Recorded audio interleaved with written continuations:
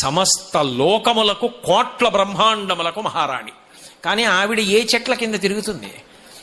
ఆవిడ సంతోషం కోసమని చెప్పి ఆవిడికి సంతోషం ఇచ్చే సువాసనలతో ఉన్న పువ్వులున్న చెట్ల కింద తిరగదట. ఆవిడ కదంబ చెట్ల కింద తిరుగుతుంది. ఎందుకు అంటే ఒక్క కదంబ వృక్షానికో లక్షణం ఉంది అని చెప్తుంది శాస్త్రం. అది మెరుపుని అలాగే ఉరుముని ఈ రెండిటిని చూస్తుందిట. చెట్టుకి ప్రాణం ఉంటుంది కదా, మెరుపు వచ్చిందనుకోండి తటిల్లత సౌదామిని అంటారు. పెద్ద మెరుపు మెరిసిందనుకోండి విశాఖపట్నం అంతా ఫోటో తీసినట్టు ఫ్లాష్ పడినట్టుగా పడుతుంది. ఆ మెరుపు వంక చూసి ఆనందపడుతుందిట. అలాగే ఉరుము, వర్షం వచ్చే ముందు మేఘం ఉరుముతుంది, ఆ ఉరుము ఉరిమిందనుకోండి చూస్తుందిట. మిగిలిన చెట్లు అనుకుంటాయిట అమ్మయ్యా మాకు నీళ్లు దొరికాయి అనుకుంటాయిట. కదంబం అనుకుంటుందిట అమ్మయ్యా లోకంలో ప్రాణులన్నిటికీ